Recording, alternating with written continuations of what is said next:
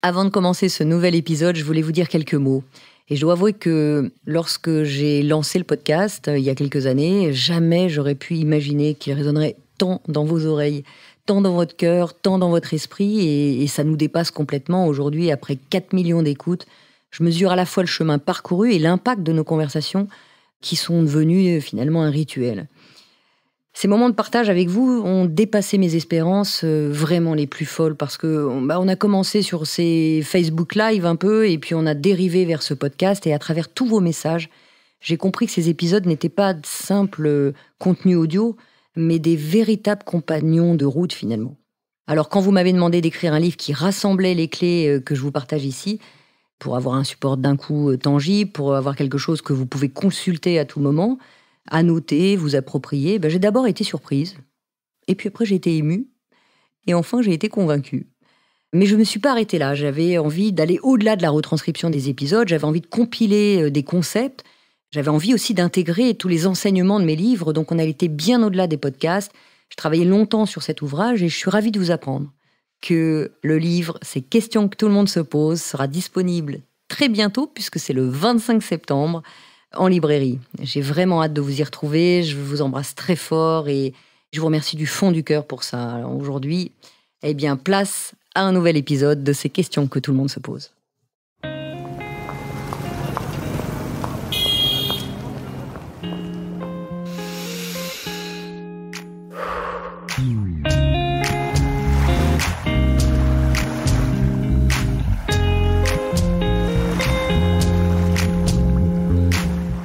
Bonjour, vous écoutez ces questions que tout le monde se pose.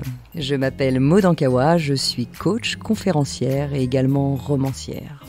Mais pas que. Je viens du monde de l'entreprise et notamment de la finance et de la stratégie. Mais le fil rouge de tous mes métiers, c'est ma passion pour les êtres humains et les relations qui nous animent. Alors en fait, j'aspire au bonheur et c'est pour moi un objectif absolu. J'ai soif de partager tout ce que j'ai pu apprendre et tout ce qui m'a précieusement été transmis lors de mes expériences, de mes voyages, de mes lectures, de mes rencontres. Et c'est ce qui m'a poussé à écrire mes 2 premiers romans, Kilomètre Zéro et Respire, le plan est toujours parfait. Et la magie de ces relations humaines ont porté ces 2 romans au rang de best-seller. Et aujourd'hui, je suis ici, à ce micro, avec l'espoir de continuer à échanger avec mes lecteurs et mes auditeurs en toute intimité, de cœur à cœur, sur nos expériences de vie. Avant de commencer ce nouvel épisode de mon podcast, je voulais vous annoncer la parution de mon nouveau roman, Plus jamais sans moi, qui sera disponible le 5 janvier. Alors c'est toujours un grand moment et un grand bonheur pour moi de vous présenter une nouvelle bande d'amis, une nouvelle destination d'ailleurs. Avec mon premier roman, Kilomètre Zéro, nous avions voyagé dans les montagnes de l'Himalaya. Dans le second, avec Respire, le plan est toujours parfait, on a fait un 360. On est parti en tout cas de l'autre côté de la planète pour aller en Thaïlande. Et cette fois-ci, avec mon nouveau roman, Plus jamais sans moi, nous allons cheminer ensemble avec Constance, mon héroïne, sur le thème principal de notre vie, qu'est l'amour. Alors j'ai vraiment hâte de vous revoir lors des prochains salons, des conférences qui vont se programmer là assez vite pour discuter ensemble de ce roman et du thème de l'amour. Je suis sûre que vous avez beaucoup de choses à me dire sur ce thème-là. J'en ai quelques-unes aussi. Et en attendant, place à un nouvel épisode de mon podcast, ces questions que tout le monde se pose. Aujourd'hui, je suis ravie de vous retrouver pour parler des situations difficiles et comment s'en relever lorsque l'on perd la foi. Je vais répondre à ce thème en lisant d'abord la lettre de Katia. Chère Maud, je viens de finir la lecture de Respire, le plan est toujours parfait, et je voulais vous remercier pour ce roman qui parle aussi du monde du travail. Cela me plaît beaucoup. En revanche, je me sens assez loin de vos héros qui mènent de brillantes carrières et ont du succès. Mes 2 derniers jobs se sont terminés par des licenciements et cela m'a vraiment anéanti. La première fois, j'ai réussi à me relever après 2 ans de chômage en acceptant un job en dessous de mes capacités et de mon salaire. Et là, la seconde fois, ma boîte a fait faillite avec le Covid. Je suis de nouveau au chômage et je me sens fatiguée, lassée, je n'ai plus d'envie et j'ai plus la niaque. Quand on tombe une fois, ce n'est pas facile de se relever, alors quand c'est à répétition, on n'a plus envie d'essayer. Alors comment dépasser ça ? Merci pour votre réponse, Katia. Alors effectivement, c'est sûr que c'est toujours très compliqué, quand on est dans des répétitions. Déjà tomber une fois, c'est difficile et puis là, on parle de choc important dans la vie puisqu'un licenciement, c'est un choc important. Comme, beaucoup de chocs, hein, comme le fait de vivre une séparation, comme le fait de changer d'endroit pour vivre. Enfin, effectivement, un licenciement, ça nous ramène à beaucoup de blessures, d'abandon, de rejet, de beaucoup de choses et c'est pas toujours simple. Et là, quand effectivement c'est à répétition, c'est encore plus difficile parce que notre cerveau intègre que finalement on est cette forme de répétition d'échecs, alors que ce ne sont pas des échecs, ce sont des difficultés de la vie, des obstacles, mais on n'en est pas forcément fautif. Et puis, voilà, c'est le propre de la vie que d'avoir ces obstacles parfois lourds et difficiles. Donc merci à toi Katia pour cette demande. On vit tous ce genre de choses, pas forcément des licenciements, mais des choses difficiles comme ça. Et comment s'en relever?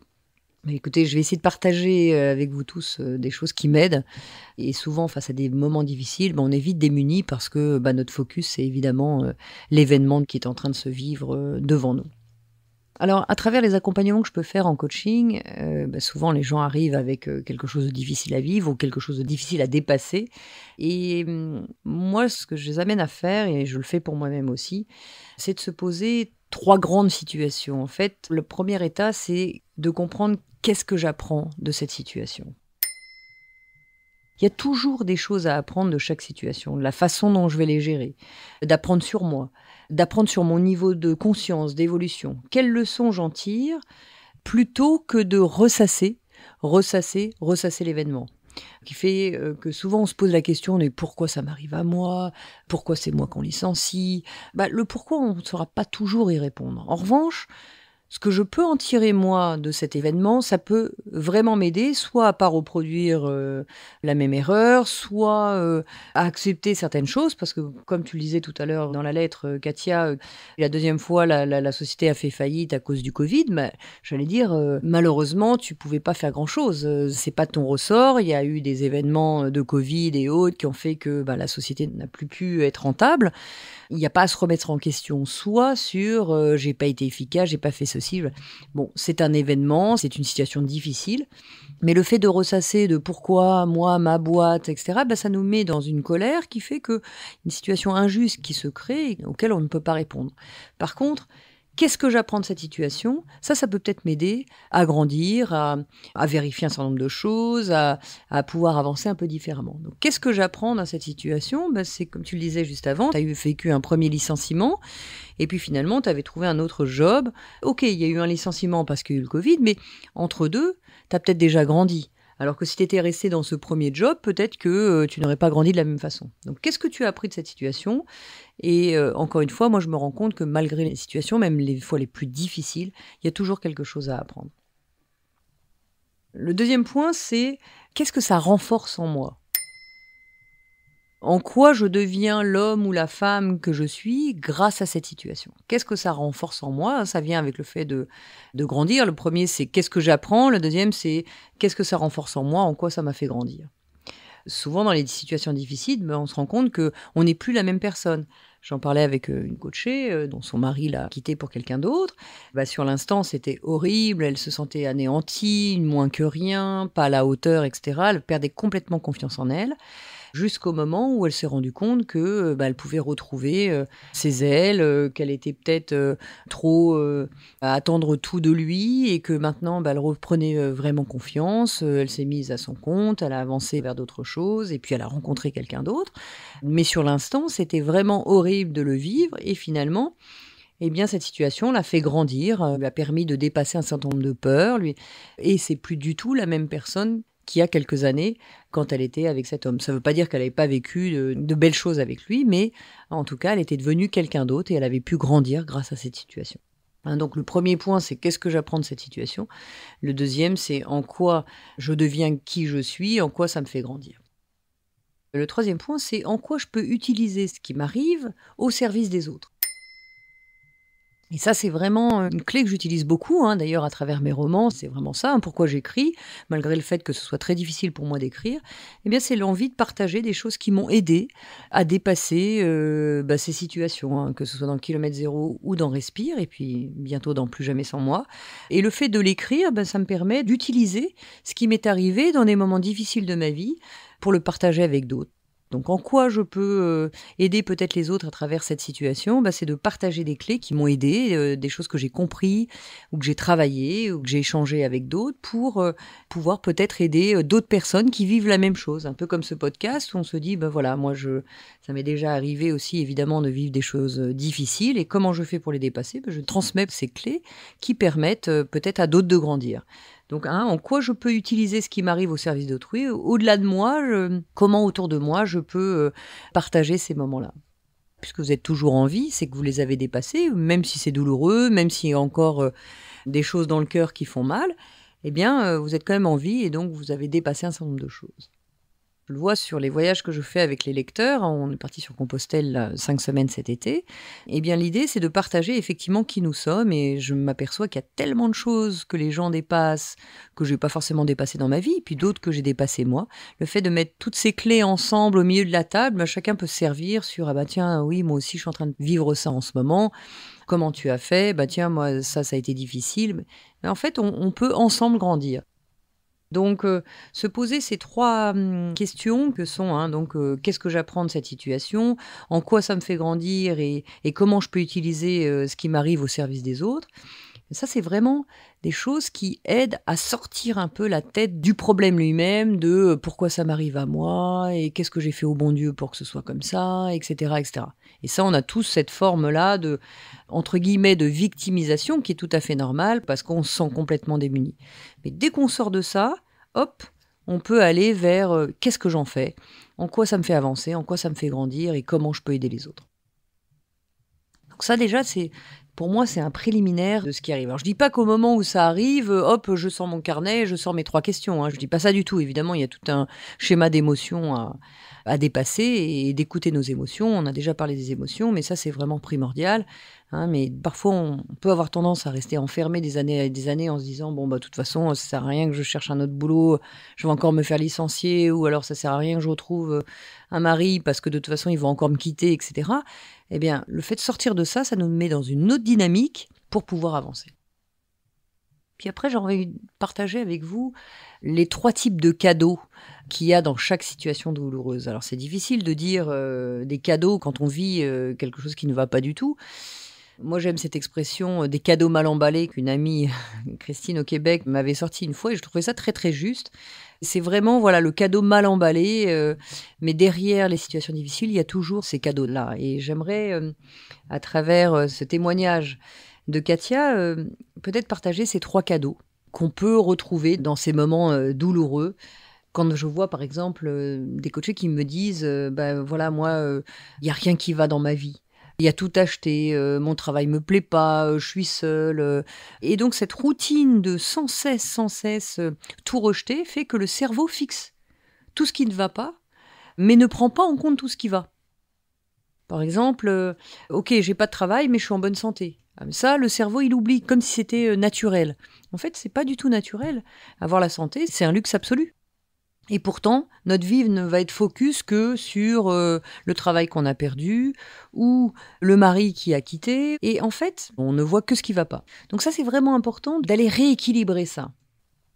Donc, dans les challenges, dans les moments difficiles de la vie, moi, ce qui m'aide aujourd'hui, c'est de voir les 3 types de cadeaux qu'il peut y avoir. Alors, le premier cadeau, c'est le cadeau caché, ce que j'appelle le cadeau caché, c'est-à-dire, dans cette situation, quel est le cadeau ? Qu'est-ce que j'apprends ? Qu'est-ce que je vais pouvoir faire de différent la prochaine fois ? Le fait de pouvoir peut-être m'améliorer, d'être meilleur dans le futur, d'essayer déjà dans le présent de changer mon attitude. C'est par exemple, je sais pas moi, un entretien d'embauche. Je me suis loupée au dernier entretien, j'y avais pas confiance. Très bien. Comment je vais pouvoir être plus performante la fois d'après ?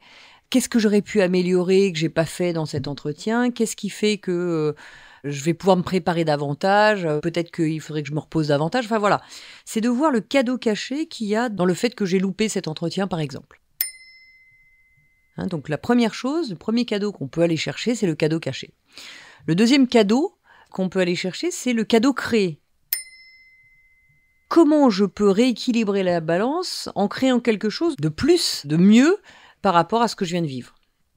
Quand j'allais mal, par exemple, il y a eu des moments où j'allais pas très bien, je me suis dit, tiens, je vais écouter peut-être des conférences ou plus de podcasts ou plus de choses positives qui vont me permettre de comprendre un certain nombre de choses plutôt que de ressasser ce qui va pas. Et finalement, en écoutant des podcasts, en allant rencontrer des gens, en voyageant, grâce à ce moment un peu difficile, qu'est-ce qui s'est passé ? J'ai appris davantage, j'ai construit des choses et puis j'ai eu envie de partager, par exemple, un 3e roman. Vous voyez, c'est le cadeau créé finalement dans une situation difficile, c'est peut-être aussi de s'ouvrir à autre chose. Moi, en l'occurrence, je peux le dire, dans ce moment qui était un petit peu difficile dans ma vie, ça m'a permis d'aller rencontrer d'autres personnes, d'aller rencontrer d'autres peuples, je suis partie chez Maasai par exemple. Et j'ai créé des choses qui ont fait que j'ai partagé, plutôt que de me dire alors ça va pas, alors ça c'est douloureux, et de rester enfermée dans cette situation difficile que je vivais à ce moment-là. Donc, vous voyez, le premier cadeau, c'est le cadeau caché. Le deuxième, c'est le cadeau créé. Qu'est-ce que j'ai créé de ça ? Qu'est-ce que j'ai construit de ça ? Et ça aide beaucoup parce que finalement, de là, j'ai pu créer quelque chose qui, j'espère, vous permettra d'avancer aussi à travers ce 3e roman qui s'appelle Plus jamais sans moi. Mais voilà, c'est ce cadeau qu'on peut transformer et créer. Et enfin, le 3e cadeau, que j'appelle le cadeau invisible, c'est que plus j'habitue mon cerveau aux cadeaux cachés, plus j'avance vers les cadeaux invisibles. Et le cadeau invisible, c'est souvent le cadeau que je ne vois pas encore maintenant, là tout de suite pendant l'événement. Je ne sais pas encore à quoi ça va me permettre d'accéder, mais je sais qu'il y a un cadeau derrière. Quand je pose la question à mes coachés ou même en conférence de gens qui ont été quittés, par exemple, dans leur vie, alors il y a un certain nombre de gens qui lèvent la main, et puis une rupture sentimentale, on en a tous plus ou moins vécu. Et à chaque fois que je dis, voilà, c'était un drame sur le moment, quand quelqu'un vous quitte, c'est un drame sur le moment, à chaque fois que je pose la question, la deuxième question que je pose, c'est « Et aujourd'hui, est-ce que réellement vous vous sentez différente ? Est-ce que vous reviendrez en arrière si c'était possible ?» Mais il y a très très peu de gens qui reviennent en arrière finalement parce qu'ils sont bien plus heureux aujourd'hui qu'ils ne l'étaient à ce moment-là.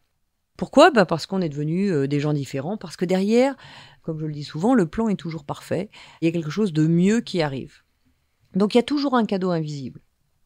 Pour vous parler de ma vie personnelle, je cherchais, certains le savent, une maison dans le sud depuis très longtemps.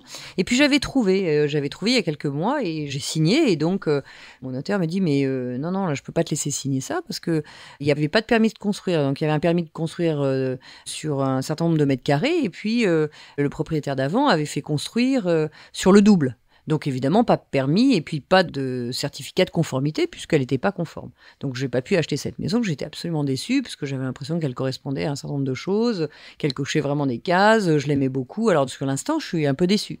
Puis je me suis rappelé que le plan était toujours parfait et que si c'est pas celle-là, il y aurait mieux après. Et effectivement, quelques mois après, pour faire court, alors ça a duré quelques mois avant que je trouve, mais j'ai trouvé une maison bien mieux que celle que j'avais signée et que finalement j'ai pas achetée parce qu'elle n'était pas conforme, qu'il y avait un vice derrière. Donc sur l'instant, effectivement, on est déçu, mais quand on reste dans cette foi du cadeau invisible, on sait que c'était pour la bonne cause, puisque derrière, j'ai pu trouver celle qui me plaisait vraiment à 100% et qui était bien mieux que cette première, que j'aurais signée s'il n'y avait pas eu ce vice derrière. Donc vous voyez, il y a toujours un cadeau invisible. Et quand on pose la question à quelqu'un, par exemple, qui a été licencié, vous allez voir, j'espère vraiment pour vous, Katia, mais j'en suis persuadée, que ce sera peut-être pour quelque chose de mieux, qui vous conviendra encore plus, si tant est que voilà, vous apprenez de ce qui s'est passé, vous restez positive et vous allez voir que petit à petit, les choses vont se remettre en ordre parce que la vie nous propose que ce qu'on est capable de dépasser. Ça, je le crois vraiment. Vous avez vécu 2 licenciements, mais c'est que la vie vous propose quelque chose d'encore mieux et que vous êtes en mesure de le dépasser et que vous en avez les capacités. Sinon, la vie ne vous le proposerait pas. Ça, je suis assez persuadée de ça. Voilà, écoutez, j'espère que j'ai répondu à ces quelques clés qui pourront peut-être vous aider, Katia, et puis vous tous. Je lis tous vos messages. En revanche, je ne peux pas répondre à tous les messages. C'est une frustration pour moi aussi. J'aimerais, soyez-en sûrs, mais je ne peux plus. Mais pour autant, je les lis et je suis très très touchée par tout ce qui se passe ensemble. Donc merci infiniment. Prenez bien soin de vous et continuez. Ne lâchez rien, même si les moments sont parfois un peu difficiles. On traverse tous ces moments-là. Ne lâchez rien. Il y a toujours quelque chose qui va émerger de ça. Prenez bien soin de vous, je vous dis à très bientôt pour un nouvel épisode de ces questions que tout le monde se pose.